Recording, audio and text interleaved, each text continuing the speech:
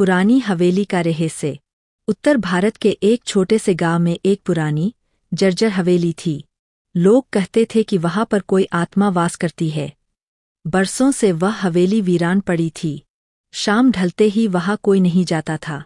कहते हैं रात में वहां से अजीब आवाजें आती थीं, कभी किसी औरत के रोने की, कभी जंजीरों की खनकने की। एक दिन गांव में एक नवयुवक आया, नाम था राहुल।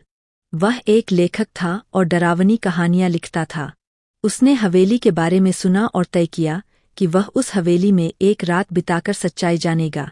गांव वालों ने मना किया, बाबूजी, वहां मत जाइए, जान का खतरा है। राहुल मुस्कुराया, डर के आगे जीत है। रात के 12 बजे राहुल टॉर्च और कैमरा लेकर हवेली में दाखिल हुआ। हवेली अंदर से और भी भयानक थी। धूल, जाले, टूटी खिड़कियां और सन्नाटा। वह एक कमरे में बैठ गया और कैमरा चालू कर दिया। अचानक उसे सीढ़ियों पर किसी के चलने की आवाज आई। उसने टॉर्च उस ओर घुमाई, पर वहां कुछ नहीं था। तभी एक ठंडी हवा का झोंका आया और दरवाजा अपने आप बंद हो गया। राहुल घबरा गया, पर उसने खुद को संभाला। धीरे धीरे कमरे की दीवारों पर परछाइयां दिखने लगीं।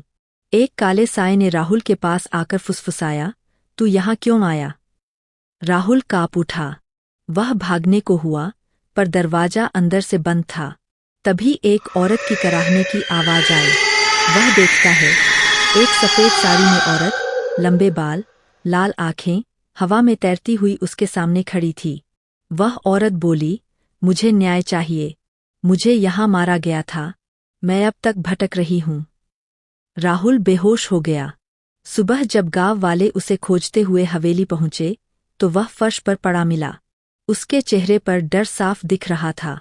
जब होश आया, तो उसने सबको बताया कि कैसे उस आत्मा की आंखों में दर्द था, लेकिन बदले की आग भी थी। उसके बाद राहुल ने उस औरत की कहानी जानने की ठानी और तहकीकात के बाद पता चला कि कई साल पहले किसी जमींदार ने उसे धोखे से मार दिया था और उसकी आत्मा वहीं बसी रह गई। राहुल ने उसकी कहानी एक किताब में लिखी और उसके जरिए न्याय की गुहार लगाई। कहते हैं, किताब छपने के कुछ दिन बाद हवेली में कभी कोई आवाज नहीं आई।